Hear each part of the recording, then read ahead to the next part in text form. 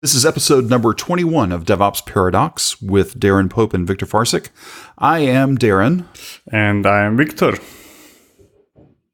And if everything goes according to plan, you may actually see video. Now, my face is primarily blocked by other things, but you'll get to see Viktor in all his glorious splendor.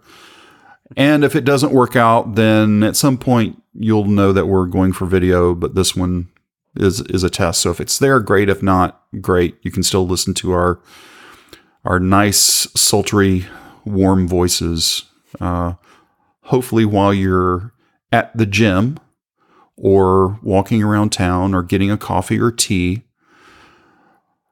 Why do I say all those things?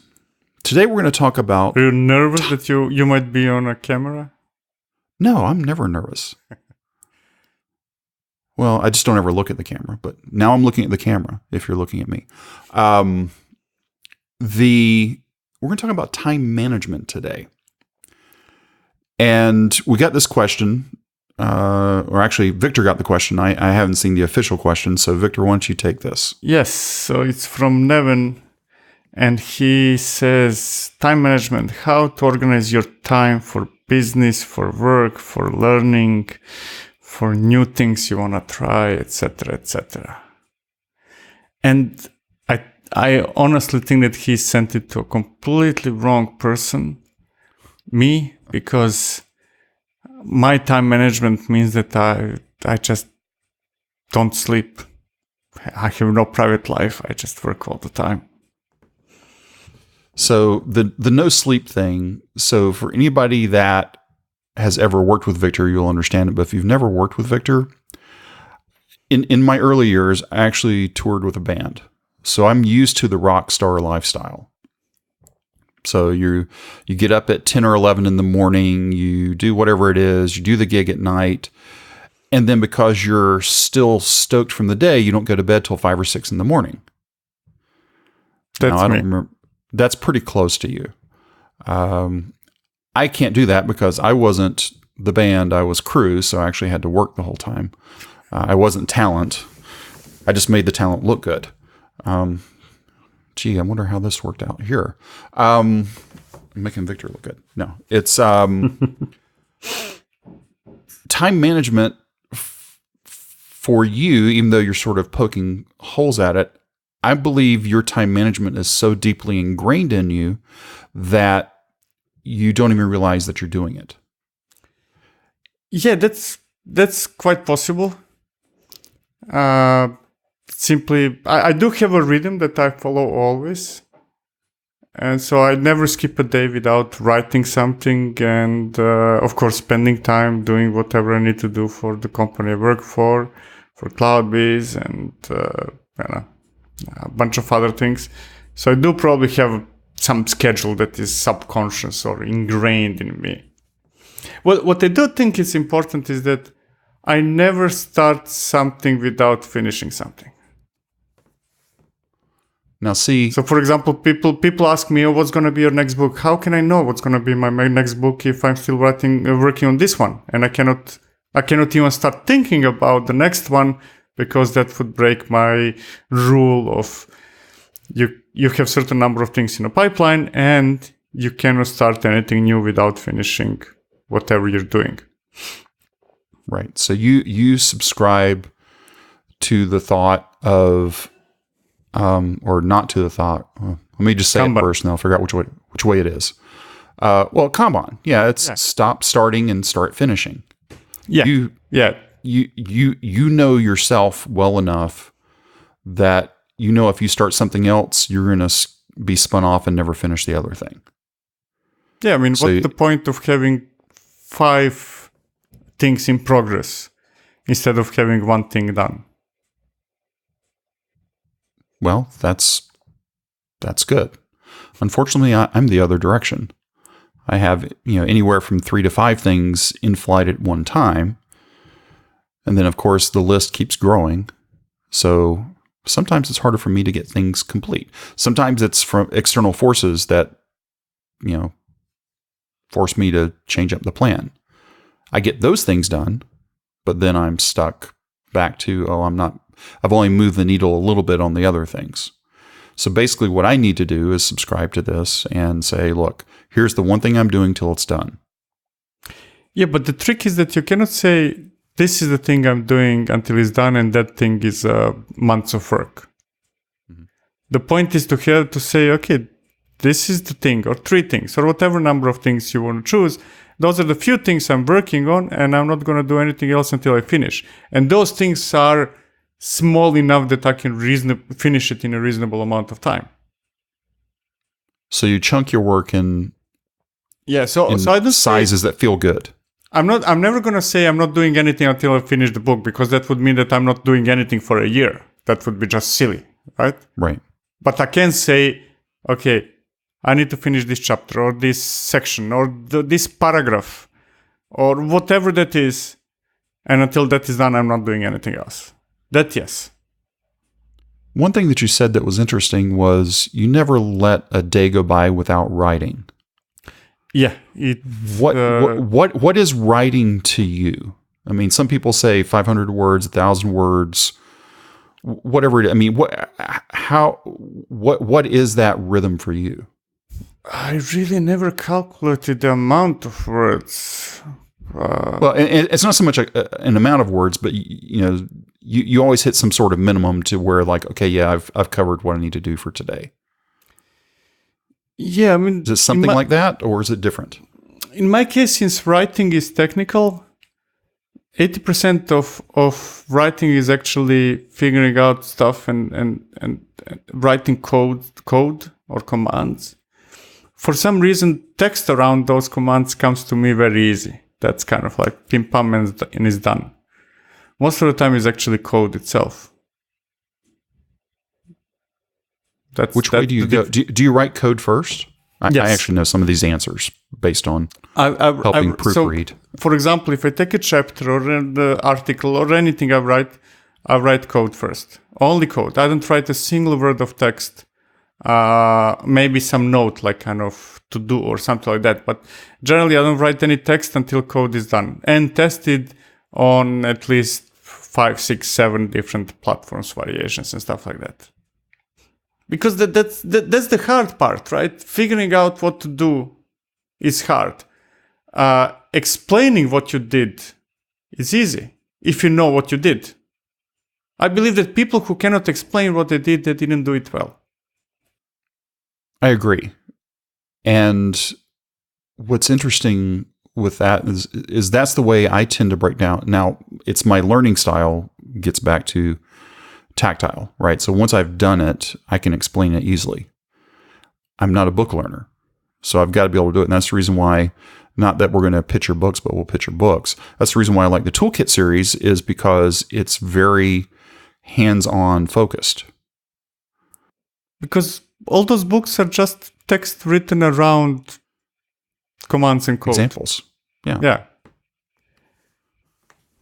So if you were to, now writing is obviously your thing that's easy. Yeah. Right. Writing for me is not the most easy thing. I can do it, but I have to force myself. What's easy for me is creating audio, video, whatever the case may be. As I was once told, I've got a face for radio, and it was pretty much true. The thing that's interesting with, chunking up your work. So you know how you're going to chunk your work based on fill in the blank, whether you've written a little chapter or you've, got to-dos. We've talked Trello before. I mean, what is your toolkit when it comes to handling your time management? It's Trello. I have a couple of things in my Trello board, and I wake up in the morning. I rarely really look at the Trello board because I keep in my head what I need to do. It would be strange if I couldn't keep 3 things in my head, right? So wake up, do it. Go to sleep, repeat. Yep. So it's interesting that you said it would be weird if I couldn't keep 3 things in my head. My method is a little different. I don't use Trello or any of the other big services.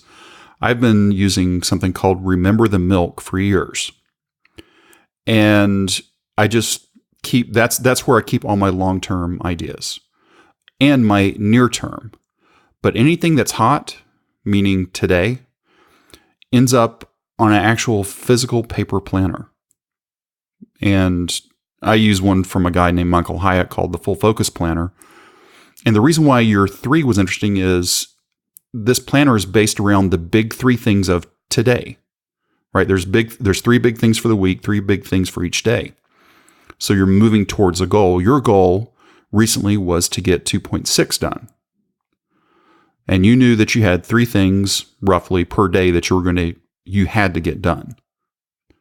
And if you got extras done, that means you got to start on your adult beveraging earlier in the day. Exactly. Right? So that's fine. So I've found that the mix of digital and analog for me has actually helped me move closer towards, even though I've got multiple things spinning, helps me move towards my goals, because as things come off of Remember the Milk into my paper planner each day, or I try to plan out the week as best as I can. We release our episodes on every Wednesday morning at 6 a.m. Eastern. So I have a set of processes that I follow every Wednesday morning. So I go through and set up my Wednesdays already, knowing that, okay, I've got to close out whatever this week's release cycle was. Same thing with, it's the beginning of the month, so I've got to, balance the checkbook before whatever, right? There's certain things where I can go and fill in. It's like, okay, these are the most important things for me to get done today. And it's mixing in that work and life. It all comes together for me. And that's the reason why I like the paper planner for that right now type stuff. If I may interrupt, I always love the idea of having a board where I can write things. And I think that's brilliant. And I would really like to do that. But I have a problem. And now you're going to think that I'm joking. I don't know how to write with my hand. And I'm really not joking. My daughter is making a huge fuss about it these days. I know how to write in capital letters and very slowly. I don't know how to slowly. Yeah, I didn't. The other day we were trying to figure out when was the last time I wrote anything on a paper, and then it was, excluding signatures, it was like 30 years ago when I was in school. Maybe you need to start doing that again. That would be a good thing for you. It would be great if I could have a board next to me and write things. I know it would be brilliant, but it's embarrassing. I need to ask my daughter to teach me how to write small letters and, nicely. That's okay. That's a kid's job, is to teach you how to write. They're closer to it. They're learning it now, so they can reteach it real fast. Now, one thing, but what's interesting though, is you talk about it'd be great to have a board behind you, and ignoring that you can't write. How often would you actually get to use it? And this is one of the things about time management that I think is critical, is you travel a lot, I travel a lot, so we have to figure out how to get things done in the margins. I've got 20 minutes here, I've got an hour here, I've got 5 minutes. Yeah. And being able to decide what to do. How do you figure out how to do those margin times, primarily on the road? Because that's usually where the hardest time comes in. You just don't about it.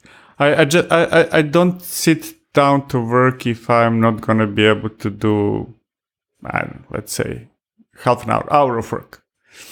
If it's smaller chunks than that, then I watch Netflix. Okay. That's fair. It's to me, it's, the so time you need a minimum of an hour. Yes. To feel like you're getting something done. Yes, because I need a bit of time to get into whatever I'm doing, and I need a bit of time to calm down, and so if there is if it's 15 minutes of work, how much of those 15 minutes is a productive work? 5, right? Or whatever the amount is. But it's not the full time. So the loss of, I would rather for 15 minutes, or let's say for half an hour, I would rather see an episode on Netflix than spend half an hour with having 10 minutes productive something. Right. And that's actually a key part, because that's how you're decompressing and, saving up time for when you have that hour. It's like, oh, do I write or do I watch Netflix? The answer is going to be obvious at that point. I'm going to write. Yeah. Or whatever that is. Exactly. I mean, maybe that's now when I think about it, that might be the key, is that I don't really watch much Netflix or have much distractions when I start working, because I do all those distractions when I don't have enough time to work. I don't even answer emails from my phone, for example, unless it's urgent. If you tell me the world is ending, I'm going to answer. But outside of that, until I sit in front of my computer, I'm not answering even emails. I can answer in 10 seconds. It's not that I cannot, but until I sit down somewhere, there is no work. I think that's also a part of time management. You just sort of glossed over it, but you don't answer emails.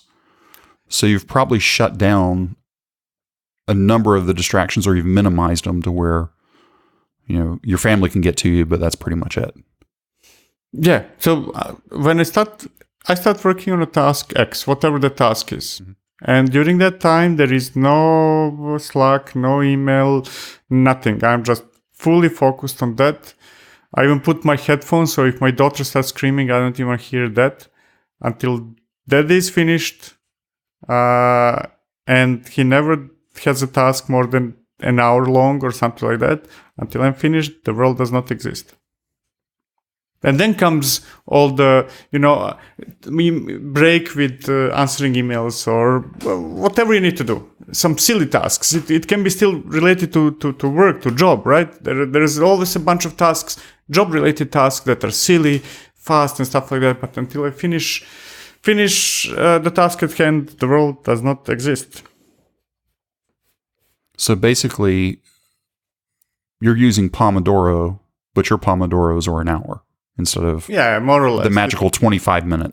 Yes, whatever the time. And another thing is that, and most people don't have that benefit, because most people work in an office.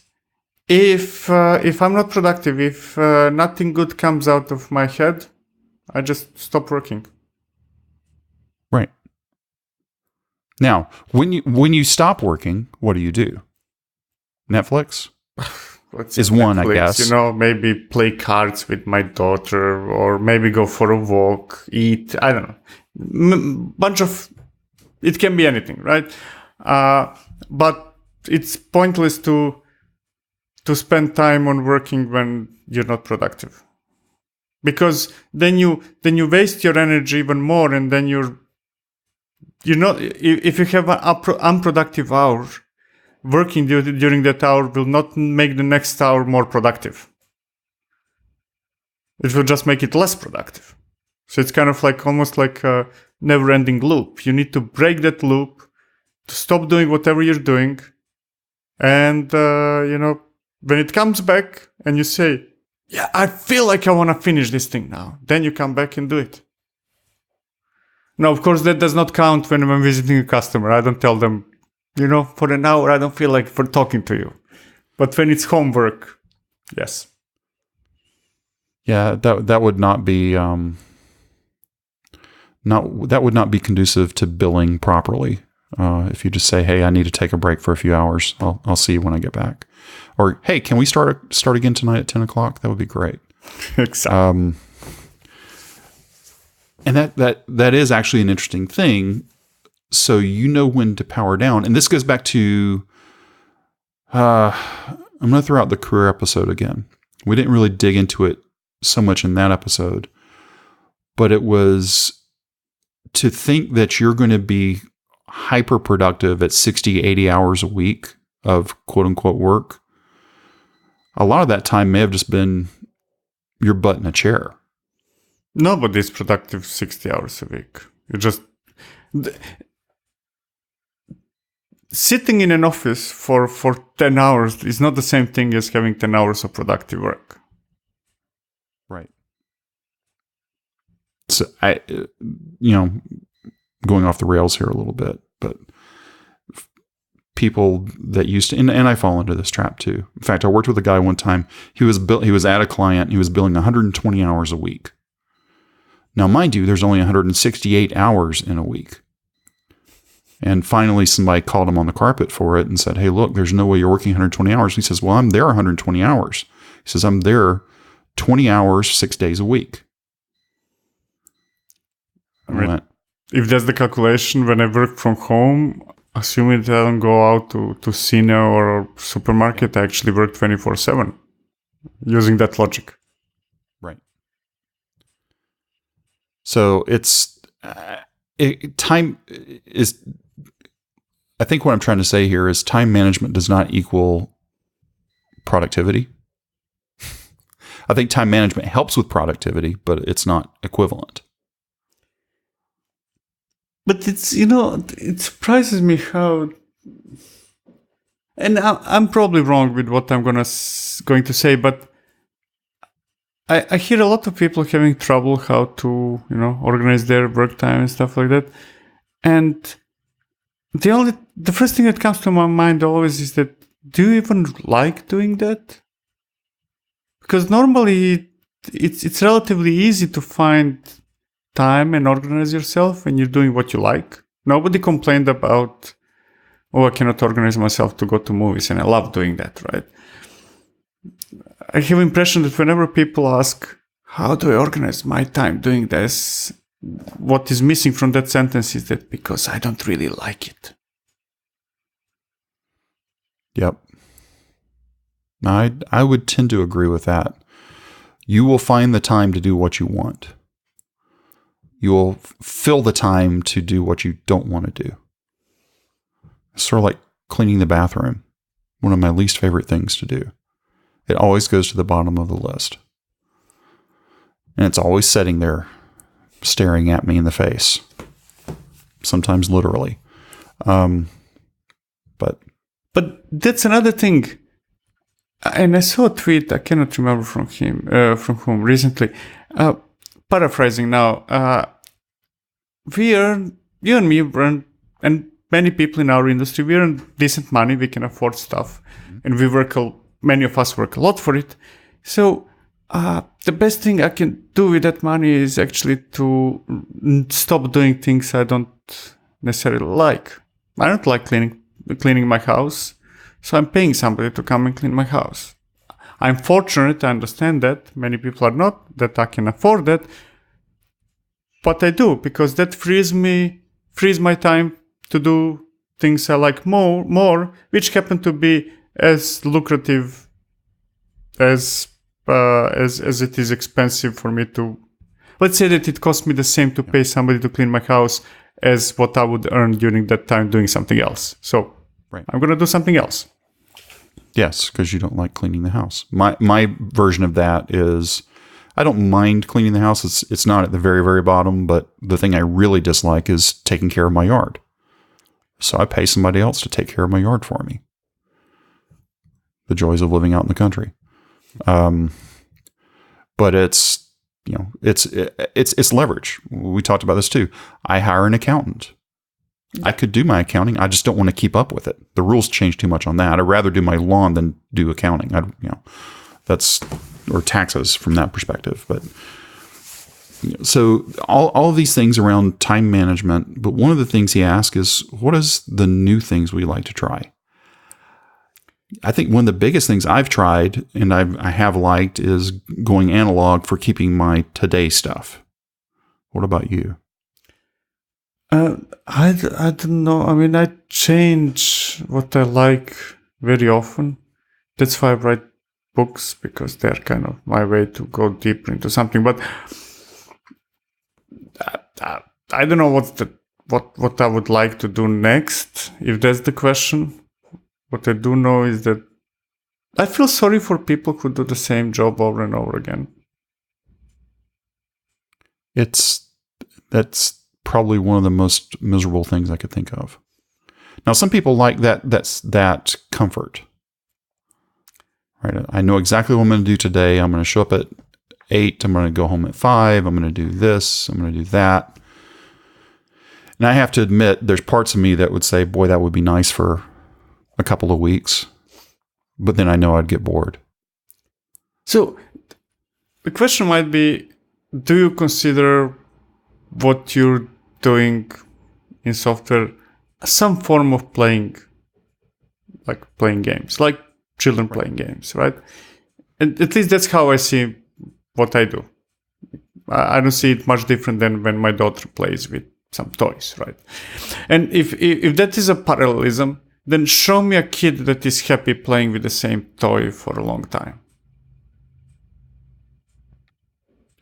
Man, once the kid gets the box open and the toy is out of the box, you've got about 5 minutes. Exactly. And then they're going to start playing with the box. Right? I mean, then they're going to go back and start playing with the thing that isn't the toy. Yeah. But the point is that I'm trying to make is that playing with things is by definition something that lasts for relatively short period of time. Hours, days, weeks, maximum.